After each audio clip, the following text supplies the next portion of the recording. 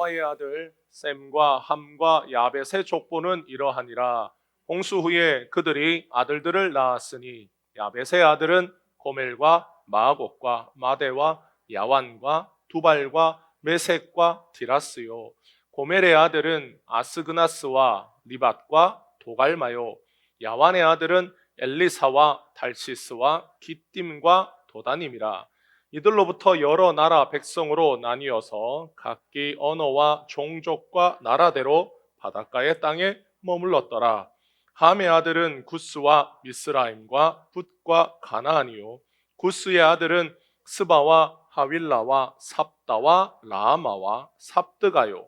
라아마의 아들은 스바와 드단이며 구스가 또 니무롯을 낳았으니 그는 세상의 첫 용사라. 그가 여호와 앞에서 용감한 사냥꾼이 되었으므로 속담에 이르기를 아문은 여호와 앞에 니무롯같이 용감한 사냥꾼이로다 하더라. 그의 나라는 시날 땅의 바벨과 에렉과 악갓과 갈레에서 시작되었으며 그가 그 땅에서 아수르로 나아가 니느웨와 르호보딜과 갈라와 및 느니와와 갈라 사이에 레센을 건설하였으니 이는 큰 성읍이라. 미스라임은 루딤과 아나밈과 르하빔과 납두힘과 바드루심과 가슬루힘과 갑도림을 낳았더라. 가슬루임에게서 블레셋이 나왔더라. 아멘. 할렐루야. 올 한 해에도 예수님의 그 크신 사랑이 여러분의 삶 가운데 함께 하시기를 축복합니다. 우리의 인생을 살아갈 때 세상 사람들과 우리들 사이의 차이는 인생을 보는 관점도, 인생을 보는 안목도, 또 인생을 살아가는 방법도 다르다라는 겁니다. 사람들은 인생을 살아가면서 다 자기만의 인생관이라는 게 있습니다. 각자의 가치관에 따라서 스스로의 인생관을 만들고 세상을 보는 눈을 만듭니다. 우리는 그걸 세계관이라고 또 말해요. 어떤 사람은 돈이 자신의 인생에서 최고의 가치, 그래서 그의 인생관은 돈이에요. 어떤 사람은 명예이기도 하고, 어떤 사람은 세상의 성공이기도 하고, 어떤 사람은 지식이기도 합니다. 그래서 각자가 자기 인생에서 가치 있다라는 걸 가장 중심에 두고 자신의 인생을 운영해서 살아갑니다. 과거로부터. 그래서 사람들이 이렇게 각자의 인생을 살아가는 인생관을 가지고 있을 때 이게 다 자신에게도 좋고 다른 사람에게도 좋으면 세상은 평온하겠죠. 그런데 우리가 세상을 둘러보면 전쟁이 하루도 없었던 날이 없고 다툼이 없었던 날이 없고 항상 사람들은 인생을 살면서 다투고 살아가고 뭔가를 투쟁하면서 살아갑니다. 그래서 이런 사람들이 살아가는 모습을 보면서 사람에 대해서 궁금하거나 세상에 대해서 궁금했던 사상가나 철학가들은 도대체 인간은 어떤 존재인가를 궁금해했어요. 그래서 어떤 사람은 본래 태어날 때 선하게 태어난다. 그래서 성선설을 주장한 사람이 있었어요. 맹자와 같은 사람. 그래서 사람은 본래 선하게 태어나기 때문에 그런 사람들은 교육을 통해서 선한 사람으로 자랄 수 있다라고 이렇게 보았어요. 그런데 반대로 인간은 태어나면서부터 원래 악한 존재라고 성악설을 주장한 사람도 있습니다. 인간의 본성은 원래 악하기 때문에 이 본성을 그대로 내버려 두지 말고 교육과 훈련을 통해서 선하게 자라가도록 이렇게 인도해야 된다라고 말한 사람이 있었어요. 그러니까 성선설을 주장하는 사람, 성악설을 주장한 사람들이 완전히 반대인 거죠. 우리가 세상을 살다 보면 한쪽과 한쪽, A와 B를 주장하는 양극단을 주장하는 사람이 생기면 어떤 사람이 꼭 생기나요? 저는 짜장면 먹겠습니다. 저는 짬뽕 먹겠습니다. 그런데 갑자기 세 번째 사람이 나는 짜장면도 싫고 짬뽕도 싫고 저는 볶음밥을 먹겠습니다 라는 사람이 꼭 등장하게 마련이에요. 그러니까 성선설을 주장하는 사람, 성악설을 주장하는 사람이 생기면 어떤 사람이 생기냐? 성선설도 아니고 성악설도 아니다라고 하는 사람이 생겨나기 시작합니다. 그런 사람도 있는 거예요. 그런 사람들은 성무선악설이라고 그래서 인간은 선하지도 않고 악하지도 않고 그냥 백지 상태로 태어날 뿐이다. 환경에 따라서 선하기도 하고 악하기도 한다 라고 이렇게 본 거예요.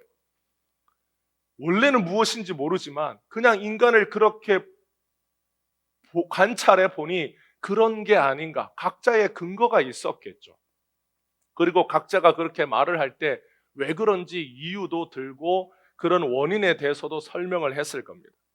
이런 관점들이, 사람을 보는 이런 관점들이 존재하게 된 이유가 뭘까요? 그건 인간 세상을 보면 평화롭지 않기 때문입니다. 모두가 서로가 화합해서 살지 않기 때문이에요. 누군가는 다른 사람을 착취하는 사람이 있고, 누군가는 착취를 당하는 사람이 있고, 누군가는 괴롭히고, 누군가는 괴롭힘을 당하는 사람이 존재하는 이 세상의 부조리를 이해하고 싶었기 때문입니다. 성경에 기록된 인간의 역사를 보면 인간에게 일어나는 모든 부조리는 언제부터 시작되었습니까? 전쟁이 있는 이유, 다툼이 있는 이유, 다른 사람을 괴롭히고 심지어 죽이는 결과가 일어난 모든 이유는, 그 시작점은 인간이 하나님을 버리면서부터 시작된 거예요. 그러니까 하나님을 버린 이 원인이 바뀌지 않는 이상 인간은 아무리 교육을 열심히 하고 아무리 학교에서 어렸을 때부터 착하게 살아야 된다라고 가르쳐도 인간 세상은 5,000년 전이나 지금이나 5,000년 후나 하나님을 버린 이 원인이 바뀌지 않는 이상 인간 세상은 늘 동일합니다. 노아와 8식구가 겪었던 대홍수의 심판 뒤에 사람은 얼마나 달라졌을까? 여러분, 이 땅에 있던 모든 사람들이 다 죽은 그 큰 홍수를 경험하고 나면 노아와 그 8식구들은 얼마나 많이 변했을까? 그 후손들에게 노아와 그 자녀들은 자신들이 자녀를 낳았을 때에 무엇을 가르쳐 주었을까요? 6.25가 끝나고 나서 6.25를 겪었던, 한국 전쟁을 겪었던 부모들은 그 자녀들에게 전쟁의 비참함에 대해서 가르쳐 주었습니다. 그리고 먹고 살기가 힘들었을 때 얼마나 먹고 살기가 힘들었는지에 대하여 가르쳤어요. 그래서 한국 전쟁을 어렸을 때 겪었던 세대들, 그러니까 70년대 한국의 산업 역군들, 중동을 가고 광부로 가고 간호사로 파독을 갔던 그런 세대를 살았던 사람들은 한국 전쟁을 겪으면서 가난을 경험했던 세대였어요. 그래서 자신의 자녀들에게 자신이 겪었던 가난과 고통을 물려주지 않기 위해서 그 말 그대로 뼈 빠지게 일을 하면서 자녀들에게 어떻게 자신이 겪은 것을 이야기해 줍니다. 그런데 그 자녀들이 태어난 70년, 80년, 그러니까 그 자녀들이 성인이 된 90년대, 2000년대가 되면 이미 그 부모가 겪었던 세대의 어려움과 고통은 잘 기억하지 못해요. 왜냐? 그 부모가 전해준 한국전쟁의 이후에 50년대, 60년대 가난은 본인이 직접 겪은 게 아니기 때문에 70년대 생들은 70년대, 80년대 생들은 이미 한국 경제가 어느 정도 성장을 하고 난 이후의 세대입니다. 그러니까 7, 80년대의 세대는 전쟁의 비참함과 가난을 경험했던 세대라기보다는 경제적인 성장과 어느 정도의 부유함을 겪은 세대. 그러니까 전쟁의 비참함에 대해서는 이미 잊어먹은 2세대, 3세대가 되는 거예요. 그러니까 아무리 부모의 세대가 옛날의 가난과 어려움에 대해서 얘기해도 그게 불과 3, 40년 전, 4, 50년 전의 이야기일 뿐임에도 불구하고 마치 먼 나라의 이야기처럼 듣고 귀등으로 잘 흘려들을 뿐이지 그것을 가슴 깊이 새기며 듣지 않습니다. 그런데 이 세대가 지나서 2000년대 세대가 되면 2000년 넘어서 세대가 되면 이미 할아버지의 그 아버지 세대가 됩니다. 증조 고조의 세대가 됩니다. 그러니까 그때의 이야기는 정말 달라라요. 그러니까 3세대, 세대가 3대가 흘러가고 4대가 흘러가면 그 4대 조상이 하는, 증조부가 하는 말은 이미 지금의 자신의 말과는 아무 상관이 없는 먼 나라의 이야기가 됩니다. 와닿지가 않는 거예요. 노아가 그의 자녀들 셈과 함과 야벳이 대홍수에 대해서 이야기합니다. 그래서 어떻게 살아야 될 것에 대해서 얘기해요. 그래서 셈과 함과 야벳이 하나님이 주신 그 말씀에 따라 열심히 생육하고 번성하여 자녀들이 많아지기 시작하고 인구가 기하급수적으로 다시 늘어나기 시작합니다. 그래서 자녀들을 부지런히 교육했어요. 가르쳤어요. 하나님의 말씀대로 우리가 어떻게 살아야 하는지에 대하여 노아와 그 자녀들이 직접 겪었던 그 일들에 대하여 자신의 자녀들에게 가르치기 시작합니다.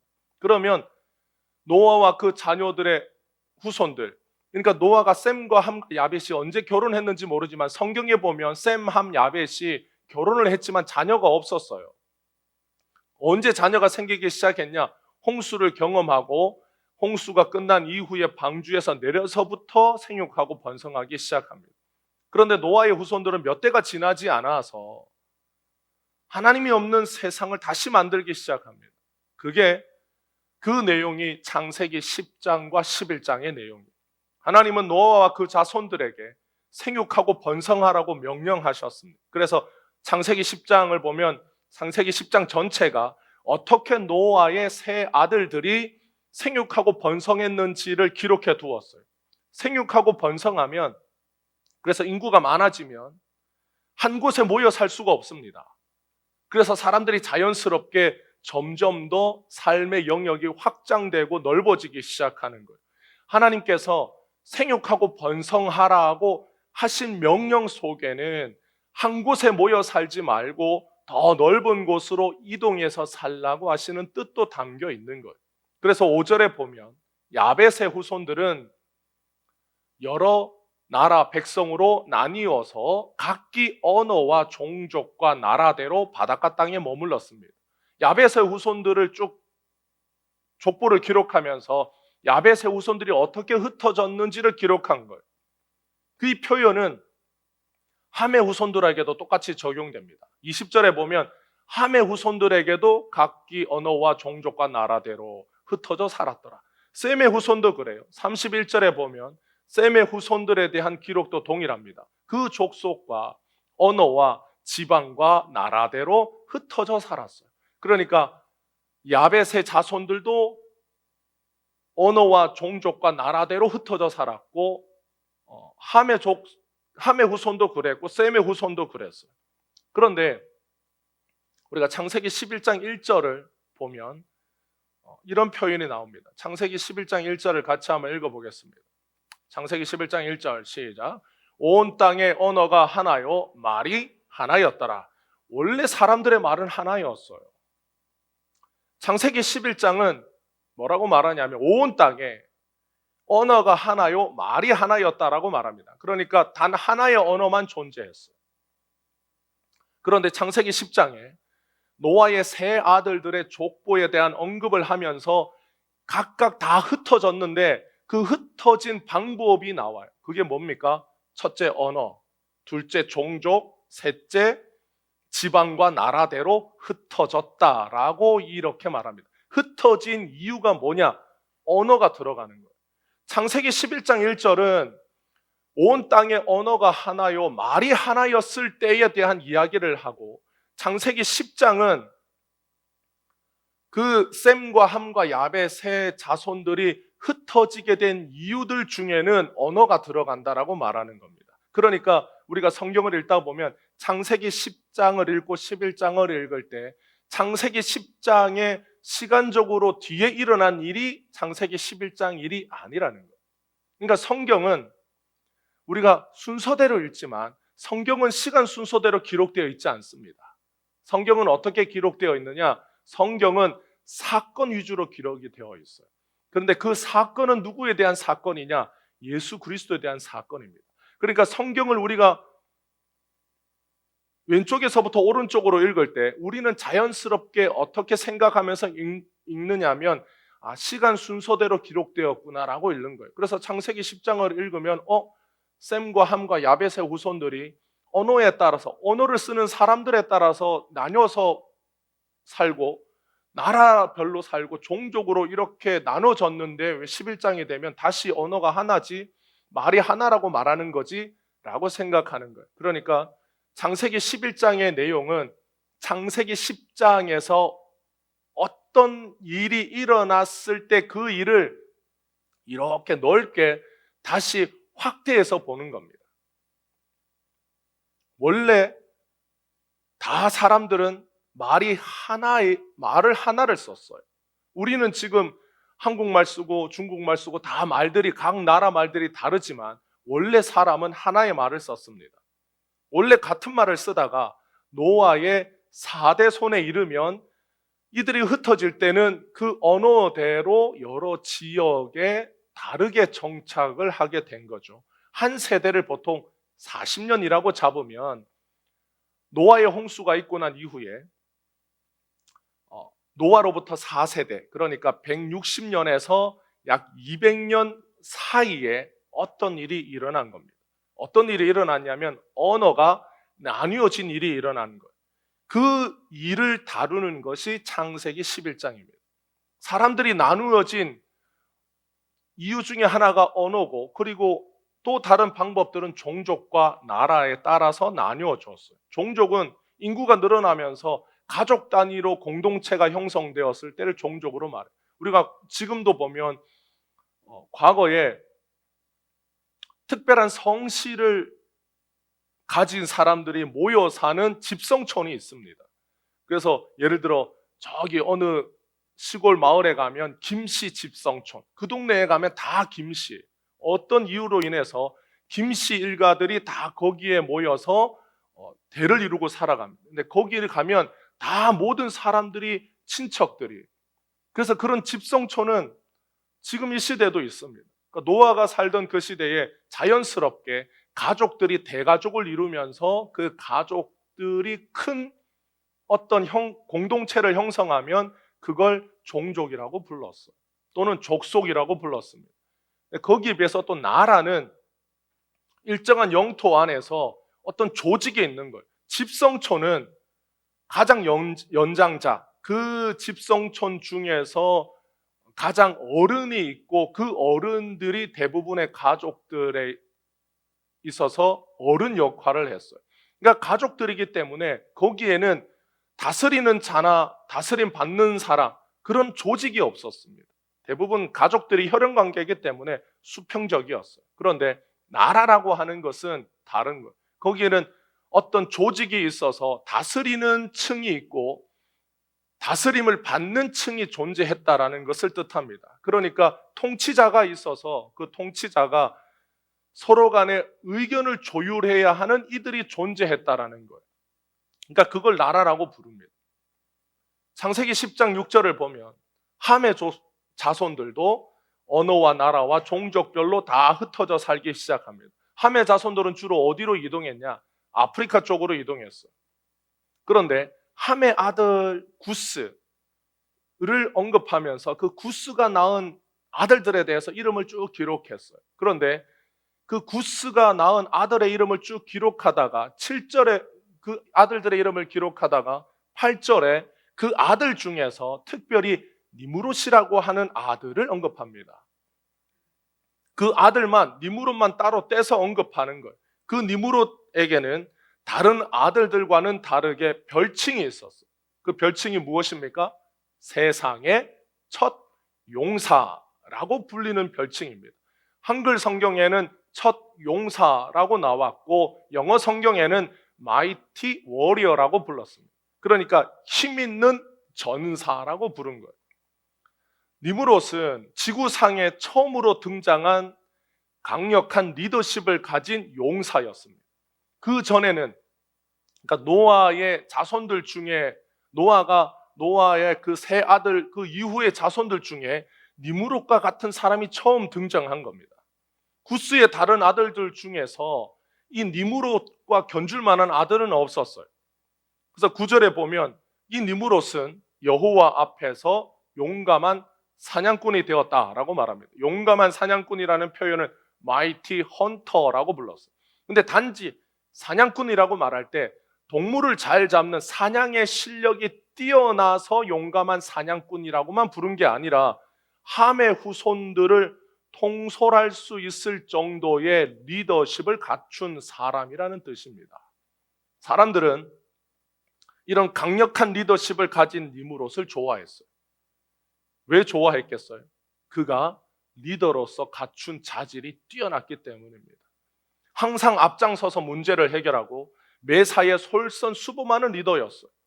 그래서 니무롯은 사람들이 좋아할 만한 재능을 가지고 있었고 능력을 가지고 있었을 뿐만이 아니라 그는 다른 사람들을 이렇게 리드할 수 있는 리더십도 충분히 갖춘 사람이었어요. 그래서 사람들이 그 니무롯을 향하여 뭐라고 불렀냐면 여호와 앞에 니무롯 같이 용감한 사냥꾼 누구누구는, 그러니까 누구를 칭송할 때 그 칭송을 누구에게 비유하냐면 니무롯에게 비유했어요. 야, 얘는 진짜 여호와 앞에 니무롯 같이 용감한 사람, 용감한 사냥꾼, 아주 훌륭한 사람, 대단한 사람이야. 그러니까 우리는 과거에 장군감이야 라고 말하는 게 어린아이를 보면 야, 장군감인데, 여자아이를 보고도 장군감인데 뭐 이렇게 말하면 일단 생긴 외모를 보고 어릴 때는 평가하지만 아이가 자랄 때 말도 똑똑하게 하고 애가 총명하면 어른들이 누구를 빗대서 말합니다. 옛날에 훌륭한 인물들. 그러니까 그 훌륭한 인물을 빗대어서 말할 때 그 인물은 이미 사람들에게는 어떤 수준 이상의 존경과 그를 닮고자 하는 매력을 가진 사람을 의미한다라는 거예요. 니무롯이 그런 사람이었어요. 사람들로부터 그런 평가와 그런 사랑을 받은 자가 니무롯이라는 거죠. 사람들만 그렇게 생각했겠습니까? 아니에요. 니무롯도 그렇게 생각했어요.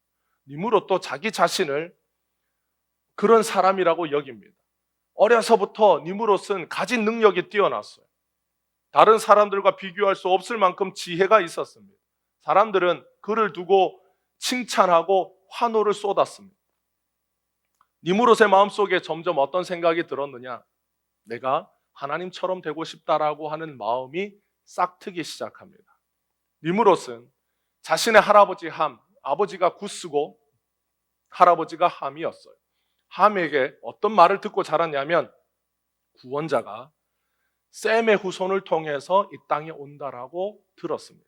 그러니까 함이 자신의 아들들에게 끊임없이 가르쳤어요. 그리고 그 아들들이 자녀를 낳으면 다 할아버지에게로 와라. 불러서 하나님이 주신 말씀에 대하여 가르칩니다. 구원자가 오시는데 그 구원자는 셈의 후손으로 이 땅에 오신다. 그래서 우리는 그 셈의 후손으로 오실 구원자를 기다리며 우리는 제사를 드리고 우리는 그분을 기다리면서 살아야 한다라고 자신의 아들들과 손자들을 불러다가 가르쳤어요. 그런데 니무롯은 자라면서 이런 생각을 합니다. 아니, 왜 굳이 보잘것없는 셈의 후손으로 구원자가 와야 하는가? 자고로 구원자라 하면, 인간을 구원할 자라 하면 나같이 능력이 뛰어나고 대단한 사람이 구원자가 되어야 하는 게 아닌가라는 생각을 갖게 되는 거예요.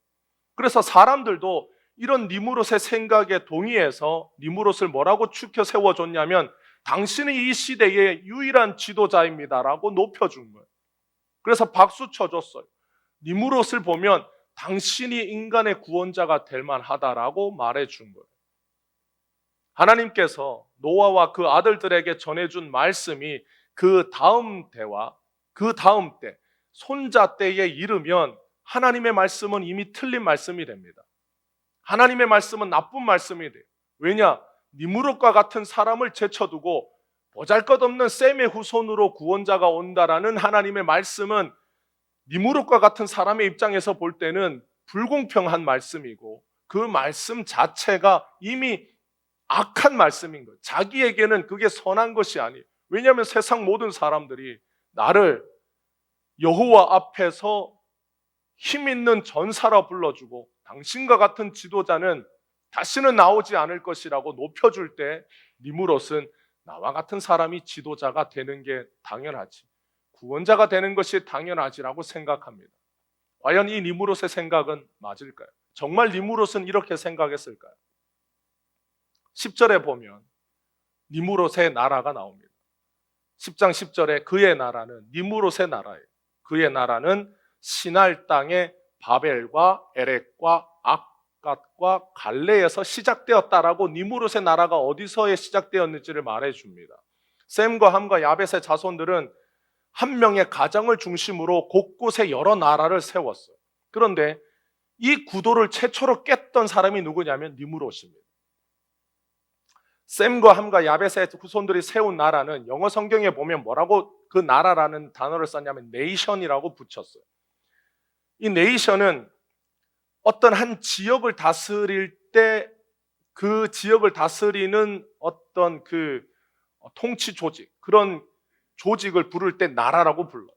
그런데 니무롯의 나라라고 했을 때 이 나라는 그냥 한 지역을 다스리는 네이션이 아니라 여러 네이션들, 여러 나라들을 통합한, 규합한 왕국을 말합니다. 그러니까 영어 성경은 네이션이라는 어떤 누가 네이션을 세웠다, 나라를 세웠다라고 말하는데 니무롯은 뭐라고 말하냐면 왕국을 세웠다라고 말해요. 그가 세운 왕국은 여러 나라들을 합친 거예요. 니무롯은 여러 부족으로 나뉘었던 나라들을 최초로 통일한 인물이 니무롯입니다. 그러니까 니무롯은 굉장히 큰 나라를 세웠어요. 그리고 그 니무롯이 정착한 곳이 어디냐면 창세기 10장 10절에 있는 시날 땅의 바벨이라는 곳이었어요. 그래서 창세기 11장 1절로 다시 넘어가서 봅니다. 창세기 11장 1절부터 4절까지를 우리 같이 읽도록 하겠습니다. 읽겠습니다. 온 땅의 언어가 하나요 말이 하나였더라.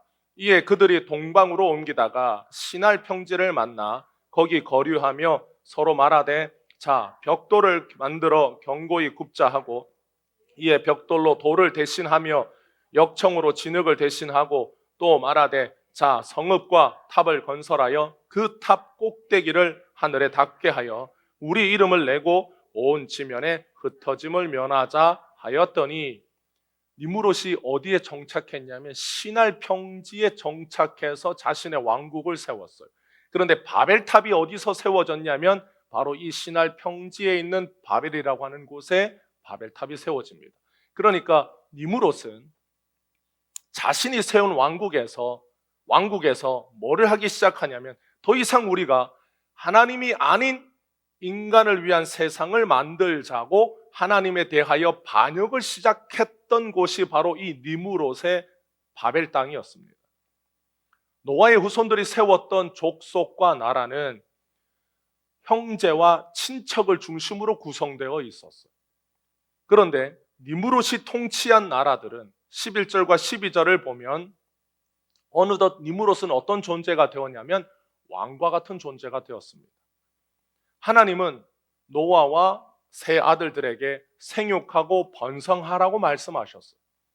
하나님은 인간에게 더 이상 아담에게 주었던 명령, 땅을 다스리고 정복하라고 하는 사명을 주지 않으셨어요. 그냥 생육하고 번성하고 있으면 구원자가 오신다라고 하나님이 이렇게 말씀하셨을 뿐입니다. 그런데 니무롯은 생육하고 번성만 하기에는 인생이 너무 재미없었어요. 그는 가지고 있는 능력이 너무 뛰어났고 그가 가지고 있는 힘이 너무 컸기 때문에 생육하고 번성하는 것은 당연하고 인간이라면 남자로 태어났으면 자신과 같이 힘과 능력을 가진 사람이라면 무릇 다른 이들을 다스리고 정복하는 삶을 살아야지. 가장 최고의 자리, 제일 위의 자리, 모든 사람들 위에 한번 우뚝 서 봐야지. 그래서 사람들을 내가 다 이끌고 내가 구원자가 되어 봐야지 라고 하는 생각을 가지게 된 거예요. 그러니까 니무롯이 살던 시대에 수평적인 가족관계, 대부분의 종족과 족속이라고 할 때 가족과 혈연으로 구성되어 있는 공동체들은 어느 정도는 다 수평적인 관계였어요.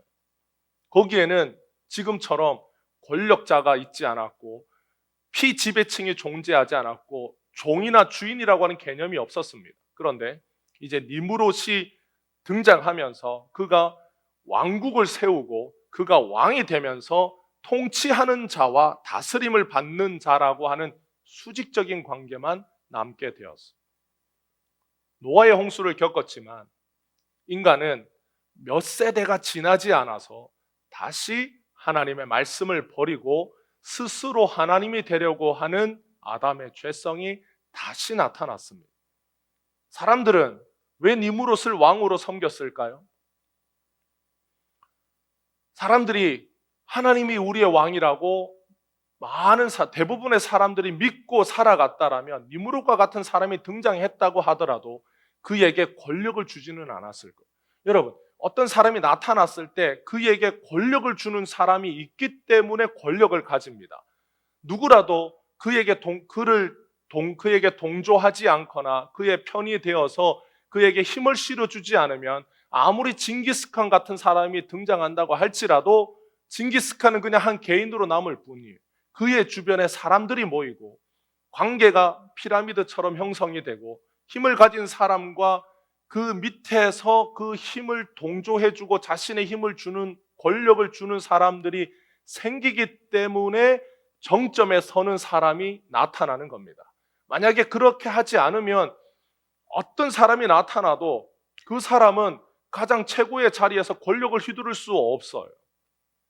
노아의 시대의 사람들이 니무롯과 같은 사람이 등장했어도 그에게 힘과 권력과 자신이 가진 것을 함께 나누어 주면서 그를 높여주지 않았더라면 니무롯은 그냥 한 개인으로 남았을 뿐인데 사람들이 니무롯을 위해서 자신의 힘도 주고 동조해주고 그를 높여주면서 그의 권력과 그가 가진 권력에 함께 동참하게 되면서 니무롯이 왕이 된 거예요. 그러면 사람들은 왜 니무롯을 왕으로 섬겼을까? 그렇게 생각한 사람들은 하나님이 다스리는 지금의 상황이 마음에 들지 않았기 때문입니다. 하나님은 어떤 분이십니까?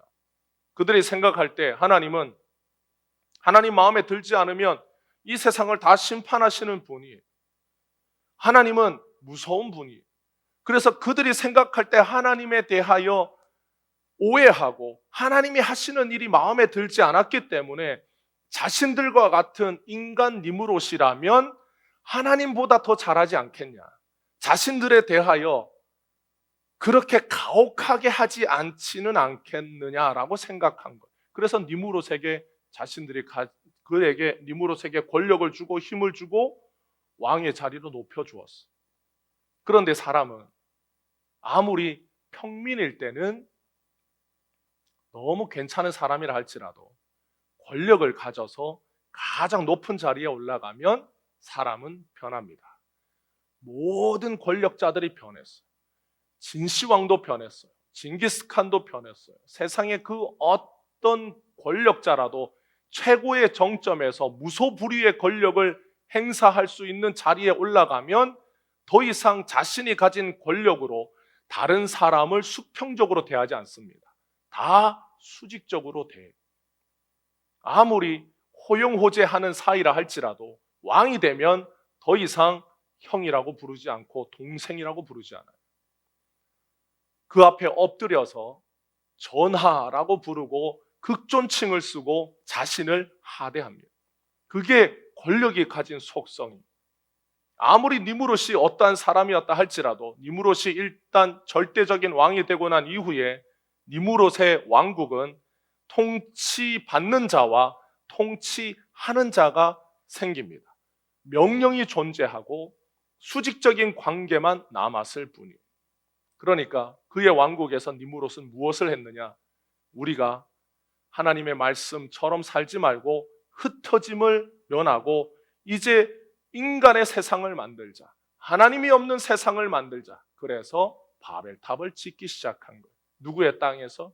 니무롯의 땅에서 짓기 시작한 거예요.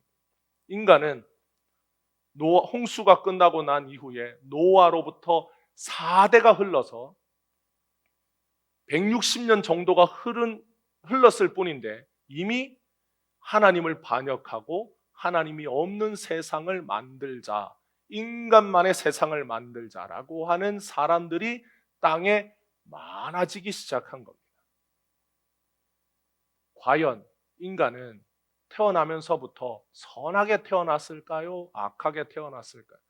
인간은 과연 어렸을 때부터 잘 교육하고 어렸을 때부터 좋은 방향으로 자라면 과연 그런 교육을 받은 사람들이 성장한 세상은 아름답고 평화로운 세상이 될까? 아니면 어렸을 때부터 좋은 교육, 훌륭한 교육, 인품, 성품의 교육을 받고 자랐다 할지라도 성장하고 나면 그런 사람들이 모여 사는 세상에서 과연 분쟁과 다툼은 존재하지 않을까? 요즘 세상에 한간에 떠도는 말이 있어요.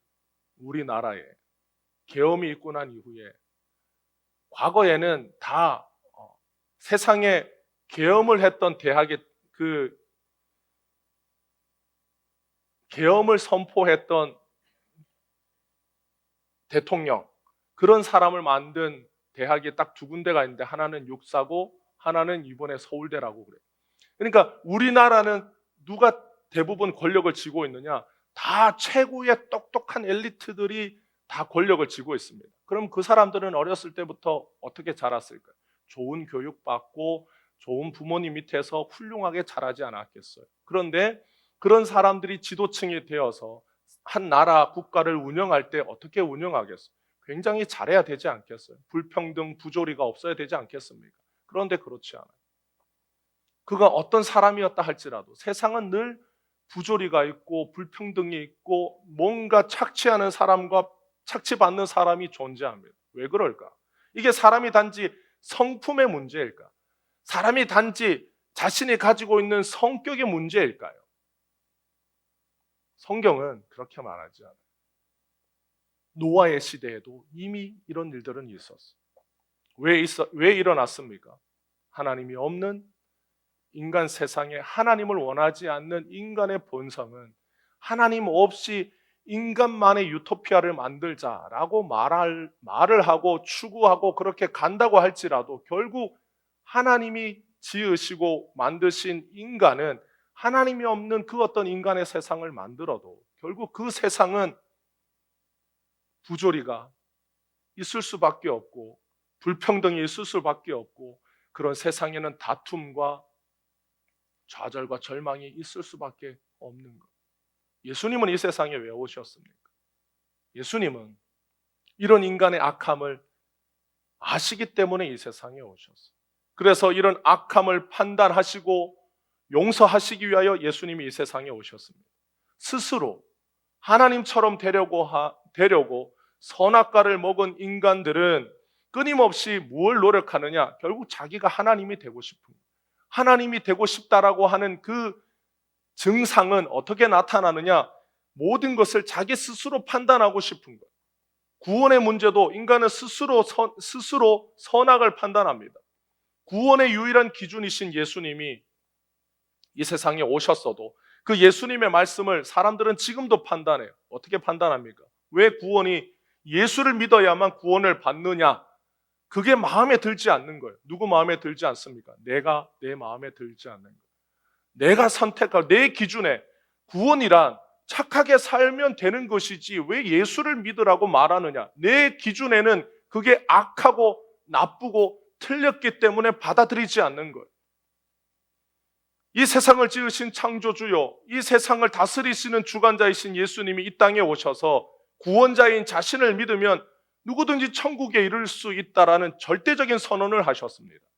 예수님이 이런 절대적인 선언을 하실 수 있는 이유는 그분이 하나님이시기 때문에, 그분이 구원에 관하여 절대적인 기준을 제시하시는 분이기 때문입니다.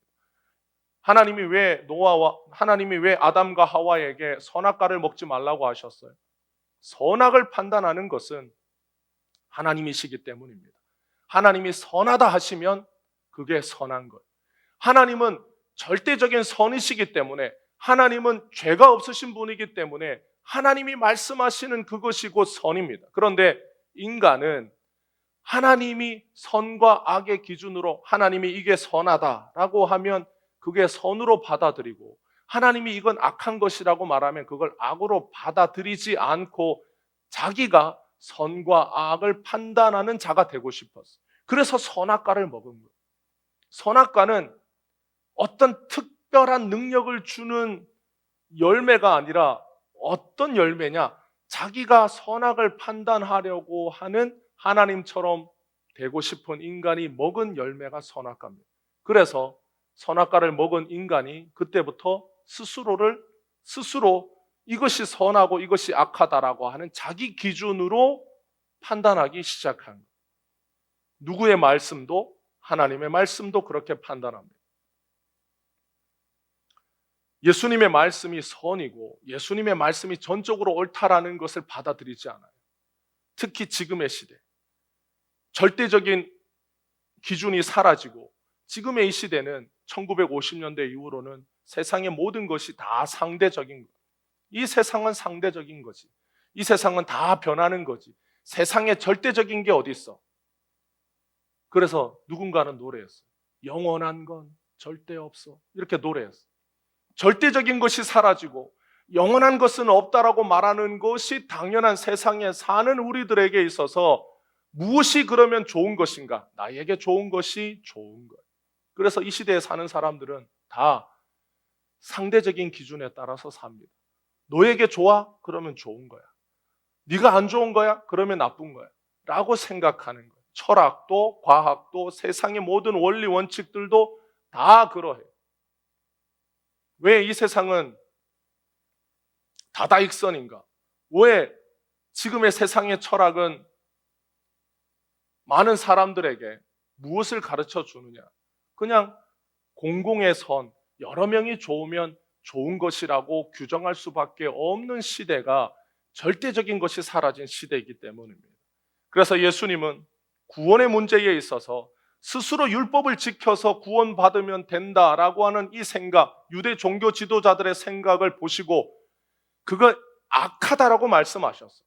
그러니까 하나님의 입장에서 하나님이신 본체가 하나님이신 예수님에게 있어서 구원이란 사람이 살고 죽는 문제에 있어서 구원은 죄인인 인간이 하나님을 버린 죄성을 가진 인간이 스스로 의롭고 착하게 살아서 도달할 수 없는 구원의 길을 도달할 수 있다라고 가르치고 말하는 자들에 대하여 예수님은 죄가 없으시고 거짓이 없으신 예수님은 그 말을 들을 때 그럴 수도 있지 뭐라고 할 수가 없는 거예요. 그래서 예수님이 단도직입적으로 분명하고 단호하게 악한 것이라고 말하시는 이유가 뭐냐? 예수님 자체가 진리고 선이시기 때문에 거짓과 악을 말하는 자들에 대하여 예수님은 그럴 수도 있지 뭐라고 하실 수가 없습니다. 그래서 예수님이 왜 종교 지도자들에 대하여 독사의 자식들아, 회칠한 무덤이라고 예수님이 신랄하게 비난하셨느냐? 그들이 사람이 살고 죽는 문제에 있어서 거짓을 말했기 때문에 착하게 살면 천국 가는 것이지 의롭게 살면 천국 가야 하는 것이지 라고 구원에 대하여 거짓된 것을 말할 때 예수님은 진리이신 예수님께서 그들의 말을 듣고 단호하고 신랄하게 비판하신 거예요. 그러니까 우리가 진리 위에 서 있을 때는 진리가 아닌 것을 말하는 사람들을 볼 때 그럴 수도 있지 뭐라고 말할 수 없는 겁니다. 우리가 구원이 예수라고 하는 예수님이 구원이라고 하는 진리 위에 서 있을 때 다른 종교를 믿는 사람들에게 부처님을 믿어도 구원받을 수 있죠 라고 말하는 사람들에게 우리는 예수님이 구원이라고 하는 이 진리 위에 서 있을 때 그들을 향하여 그럴 수도 있죠 라고 말할 수 없는 거예요. 물론 우리는 세상을 살면서 다른 사람들과 우호적으로 살아야 하고 다른 사람들과 서로 사랑하며 살아야 하기 때문에 정죄하거나 비난하거나 비판하는 입장이 아니라 그를 사랑하는 마음으로 품고 포용해야 합니다. 그렇기 때문에 우리가 진리 위에 서 있을 때에 우리는 그 진리를 말할 때 우리는 서로 타협하거나 유야무야한 태도를 취하지 않아요. 그래서 강단에서 다른 종교에 대하여 말할 때 그 종교를 비난하지 않아요.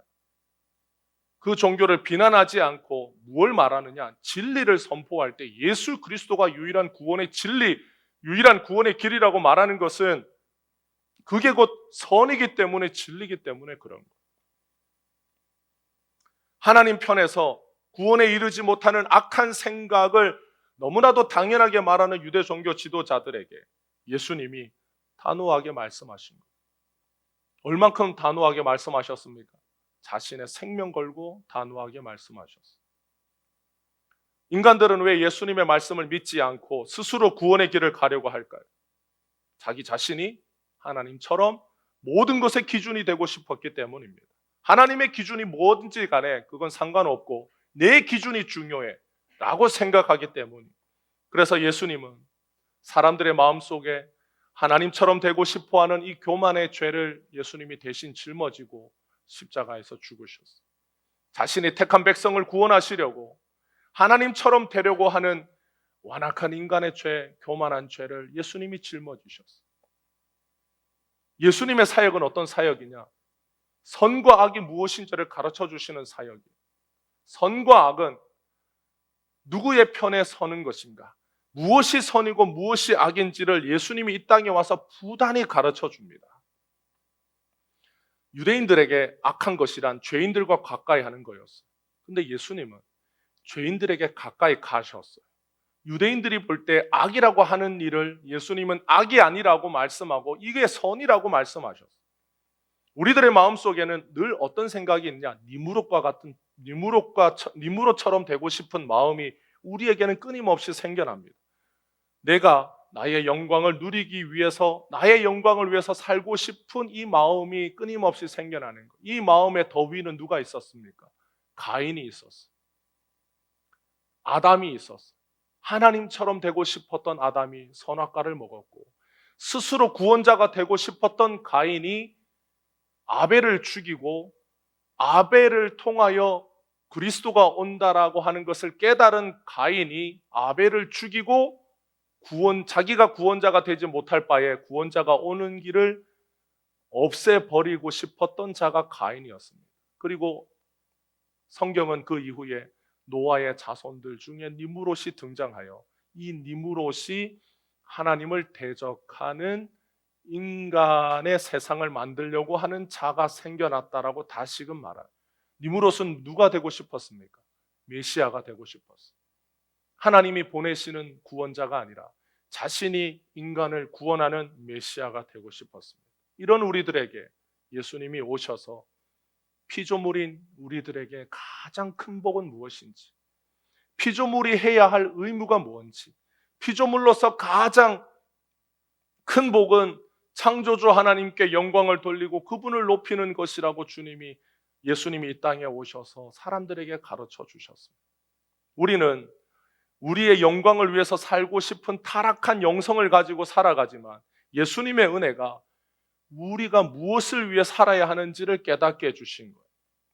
니무롯은 자신에게 주어진 권력을 가지고 다른 사람들 위에 군림합니다. 그런데 예수님은 이 땅에 오셔서 우리를 부르실 때 친구라고 부르셨어요. 예수님과 우리는 결코 친구가 될 수 없는 사이입니다. 예수님과 우리는 결코 하나가 될 수 없는 관계. 예수님은 죄가 없지만 우리는 악한 죄로 가득합니다. 예수님은 세상을 지으신 창조주시지만 우리는 하나님을 배신하고 타락한 흙으로 빚어진 피조물일 뿐이에요. 예수님은 전능하신 분이지만 우리는 무능력한 자들입니다.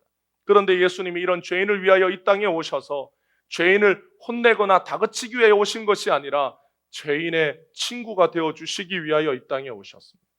예수님은 죄인을 위한 구원 사역을 이루어 가시면서 오직 하나님께만 영광을 돌리기 위함이라고 말씀하셨어요. 예수님은 그 본체가 하나님의 영광이에요. 예수님은 그 본체가 하나님이시기 때문에 하나님과 하나님이 가지신 영광과 동등한 영광을 예수님도 가지고 계신 거예요. 그래서 요한복음 1장 14절에 보면 말씀이 육신이 되어 우리 가운데 거하심에 우리가 그의 영광을 보니, 예수님의 영광을 보면 아버지의 독생자의 영광이요 은혜와 진리가 충만하다. 예수님이 가지신 영광은 하나님 아버지가 가지신 영광이에요. 그런데 그런 영광을 가지신 예수님이 이 땅에 와서 죄인들을 위해 죽으실 때 기뻐하셨어요. 자신의 영광을 구하는 니무롯과 같은 사람들은 이런 예수님을 믿지 못합니다. 왜냐? 자신의 영광을 위해서 살기 때문이에요. 그런데 예수님은 죄인을 위해서 죽는 것을 예수님은 자신의 영광이라고 말씀합니다. 요한복음 12장 23절 24절을 보면 예수께서 대답하여 이르시되 인자가 영광을 얻을 때가 왔도다. 예수님이 영광을 얻을 때는 언제? 예수님이 십자가에 달려 죽으시는 거예요. 그래서 이 말씀 바로 뒤에 내가 진실로 진실로 너희에게 이르노니 한 알의 밀이 땅에 떨어져 죽지 아니하면, 그러니까 예수님이 죽으시는 것이 인자가 영광을 얻는 겁니다. 인간의 영광은 자신을 위한 것이지만 예수님의 영광은 죄인을 위해서 죽고 그 죄인이 살아나는 것이 예수님에게는 영광이었어요. 그 예수님의 영광은 누구를 위한 영광인가? 하나님을 위한 영광이었어요. 니무롯과 같은 사람은 자신의 영광을 위해서 살고 자신의 영광을 위해서 살기 위하여 하나님이 없는 인생을 살고 싶었는데 예수님은 그런 하나님이 없는 인생들에게 찾아와서 그런 죄인들에게 자신의 생명을 주기 위하여 스스로 죽는 길이 영광의 길이고 그 길을 걸어가는 것이 하나님께 영광이고 예수님은 그것을 기뻐하신다라고 말씀하셨어요. 인간의 나라에는 수직적인 관계만 있습니다. 명령하면 복종하는 관계. 아무리 인간들이 좋은 나라를 만들어서 수평적인 나라 만들기 원하지만 그런 나라는 존재하지 않아요.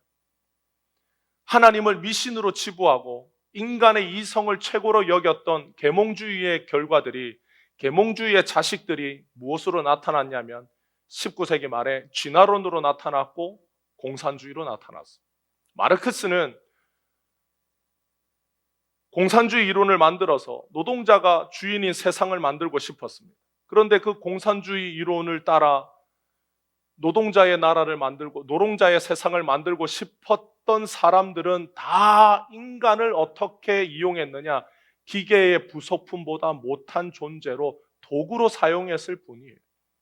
마르크스의 공산주의를 따랐던 모든 독재자들, 소련의 레닌이나 스탈린이나 중국의 모택동이나 캄보디아의 폴포트 같은 사람들은 자신의 나라에서 자기 국민들을 수백 수천만 명을 죽이는데 개의치 않았습니다.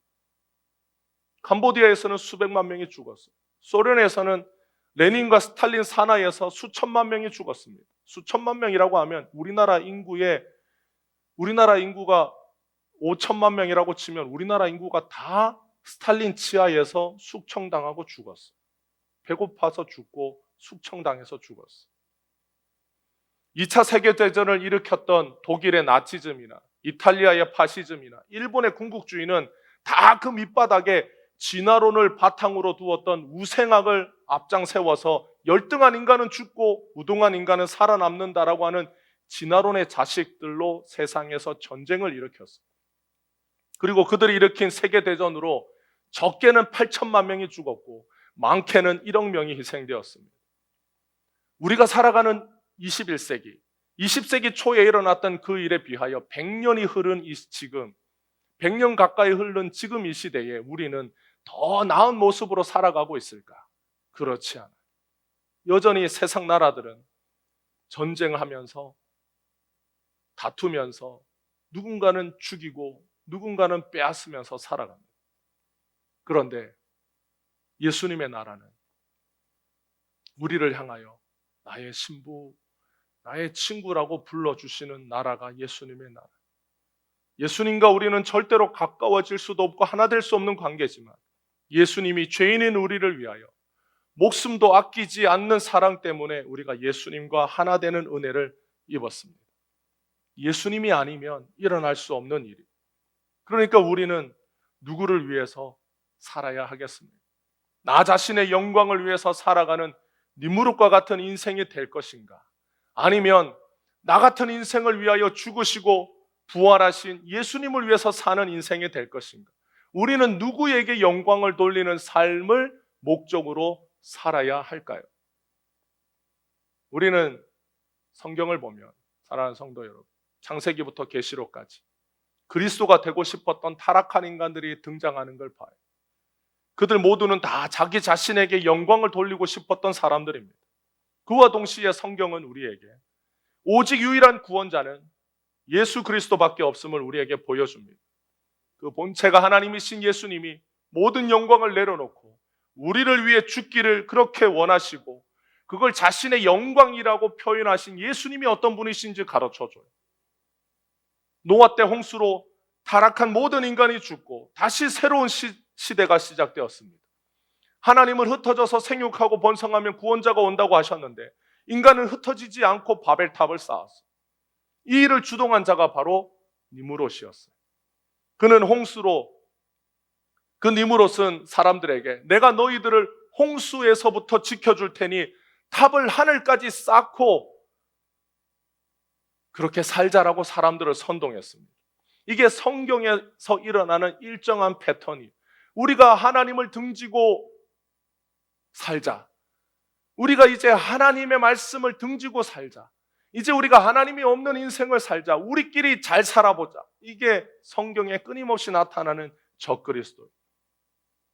성경은 메시아가 누구신지, 메시아는 어디서 나타나는지, 그분이 우리를 위하여 어떤 일을 하시는지 성경은 끊임없이 우리들에게 가르치고 말하는데 우리는 그 성경의 뜻을 놓치고 성경을 읽을 때 가인이 아벨을 죽였대.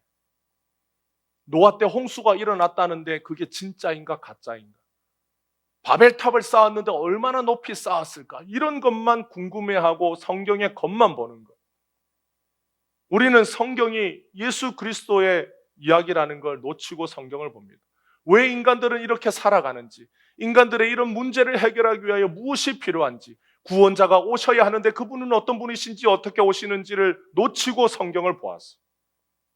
우리가 그런 예수님을 모르면 우리는 21세기의 과학과 문명이 발달한 시대에 살면서도 여전히 노아 때의 니무롯처럼 자신의 영광을 구하는 자로 살 수밖에 없습니다. 그런데 예수님이 우리를 위하여 죽으셨어요.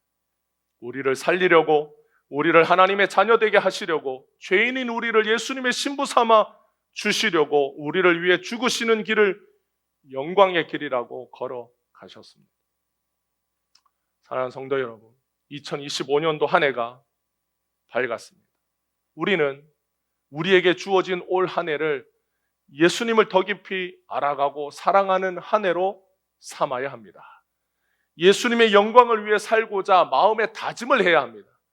개인적으로 주님의 영광을 위해서 내가 올 한 해 어떻게 살아야 할 것인지를 생각하고 계획해야 합니다. 한 영혼을 구원해야 되겠다라고 다짐하고 더 많은 사람에게 복음을 전해야 되겠다라고 결심해야 합니다. 왜냐하면 예수님이 우리를 구원하시기 위하여 우리를 위해 죽는 길을 영광의 길이라고 여기시고 우리를 건져주셨기 때문에 우리는 그 주님의 영광을 덧입은 자로, 주님의 은혜와 사랑을 덧입은 자로, 우리의 인생은 나의 영광을 구하는 인생이 아니라 나를 위하여 자신의 생명을 주신 예수님의 영광을 구하는 자로 살아야 하기 때문입니다. 그 예수님의 죽으심으로 우리는 그 예수님의 영광에 동참하는 성도들이 되었습니다. 예수님의 생명으로 우리는 생명을 얻었습니다.